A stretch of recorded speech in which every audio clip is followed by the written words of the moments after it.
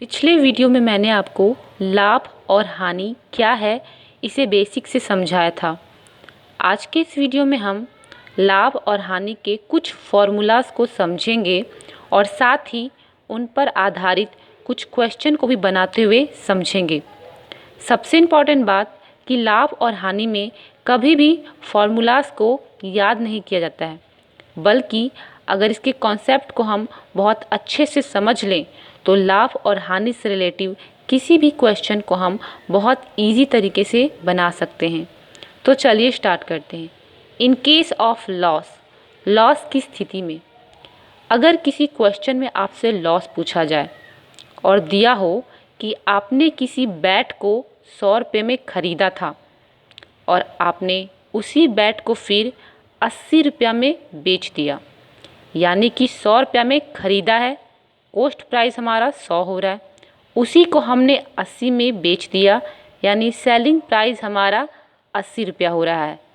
ठीक है, तो हमसे लॉस पूछा जा रहा है, तो हमने अधिक प्राइस में ख़रीदा है और कम प्राइस में हम बेच रहे हैं। तो ऐसे में कॉस्ट प्राइस में सेलिंग प्राइस को हम घटा देंगे तो लॉस हमारा निकल जाएगा। अगर क्वेश्चन में हमसे सेलिंग प्राइस पूछे यानी विक्रय मूल्य और दिया हो कि आपने किसी पेन को 10 रुपया में ख़रीदा और जब उसको आपने बेचा तो आपको 5 रुपये का लॉस हो गया, तो सेलिंग प्राइस बताओ। ठीक है, यानी कि हमने जितने में ख़रीदा है कॉस्ट प्राइस में जितना का हमें नुकसान हो गया उसको अगर घटा देंगे तो यानी कि उतने पैसे में हमने उसे बेचा था तो हमारा सेलिंग प्राइस निकल जाएगा।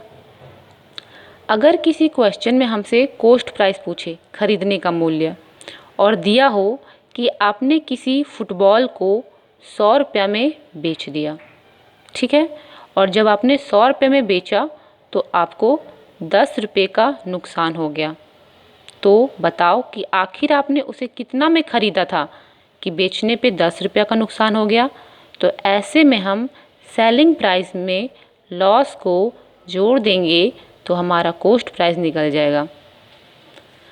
अब है इन केस ऑफ प्रॉफिट की स्थिति में अगर क्वेश्चन में आपसे प्रॉफिट पूछे और दिया हो कि आपने किसी मार्कर को 50 रुपया में बेच दिया, ठीक है, और उसी को आपने 40 रुपया में ख़रीदा था, तो आप बताओ कि प्रॉफिट क्या होगा।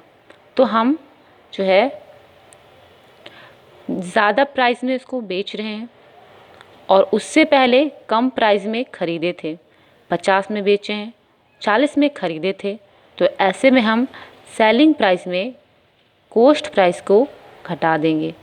ठीक है, अगर क्वेश्चन में सेलिंग प्राइस विक्रय मूल्य पूछे और क्वेश्चन में दिया हो कि आपने किसी कैरम बोर्ड को 500 रुपये में ख़रीदा था और जब आपने उसको बेचा तो आपको 200 रुपये का फ़ायदा हो गया, तो बताओ आखिर कितने में बेचा था कि 200 रुपये का फ़ायदा हो गया। तो हमने जितने में ख़रीदा था यानी कॉस्ट प्राइस में जितने का फ़ायदा हुआ है उसको अगर जोड़ देंगे तो हमारा सेलिंग प्राइस निकल जाएगा, यानी कि उतने पैसे में हमने उसे बेचा था।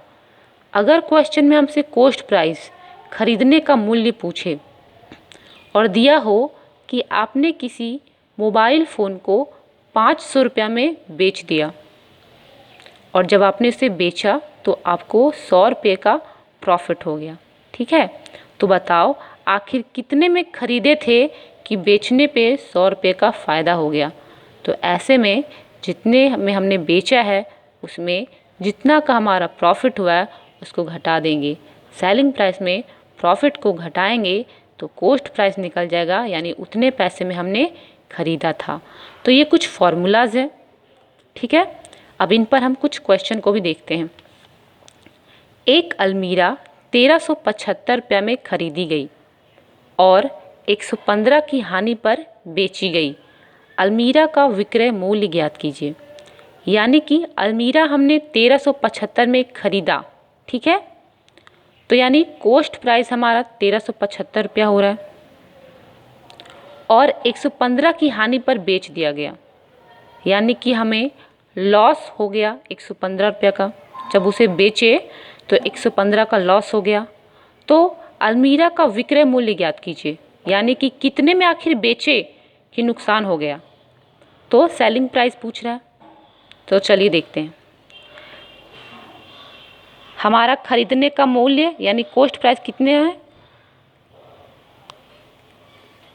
तो हमारा कॉस्ट प्राइस 1375 रुपया है, ठीक है। और हमें लॉस कितने का हो रहा है, 115 रुपया का लॉस हो गया। तो लॉस कितना है, 115।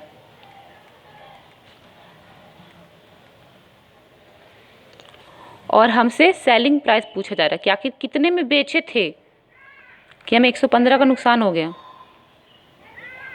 तो देखिए, हमने 1300 रुपये में 1375 में खरीदा था, और जब उसको बेच दिए तो 115 का नुकसान हो गया, ठीक है। तो हमने आखिर कितने में बेचा कि हमें नुकसान हो गया। तो ऐसे में हमने जितने में खरीदा है, ठीक है, यानी कि 1375 में खरीदा है, उसमें जितना का नुकसान हो गया, यानी 115 का नुकसान हुआ है, उसको घटा देंगे, यानी कि 1260 रुपये का हमें नुकसान हो गया। ये हमारा आंसर हो गया।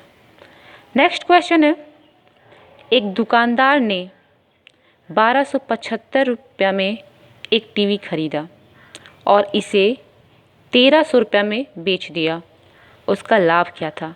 तो देखिए, दुकानदार ने टीवी कितने में खरीदा है, 1250 में, यानी कि कॉस्ट प्राइस हमारा खरीदने का मूल्य 1250 रुपया हो रहा है, और उसी को फिर 1300 में बेच दिया, ठीक है, यानी कि विक्रय मूल्य, बेचने का मूल्य कितना है, 1300 में।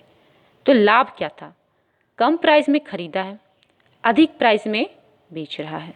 तो ऐसे में हम प्रॉफिट निकालने के लिए, प्रॉफिट पूछ रहा है, खरीदे कितने में है,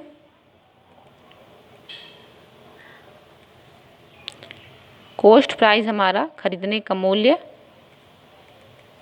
1250 है,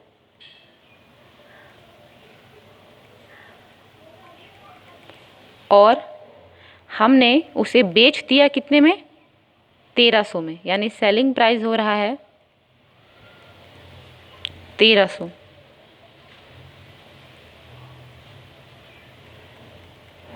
प्रॉफिट पूछ रहा है, कितने का फ़ायदा हुआ आखिर बेचने पे।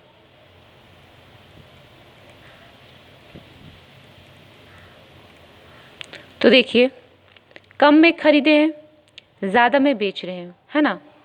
तो जितने में आखिर हमने बेचा है उसमें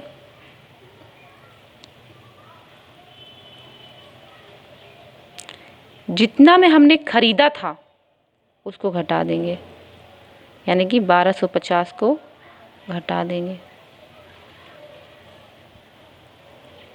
यानी कि हमारा 50 रुपया का फ़ायदा हुआ बेचने पे, ठीक है।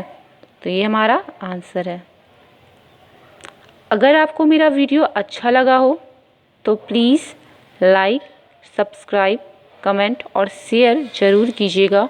और अगर आपने मेरे पिछले वीडियोज़ को नहीं देखा है तो मैं वीडियोज़ का लिंक डाल दूँगी, प्लीज़ आप उन सभी को भी देख लीजिएगा।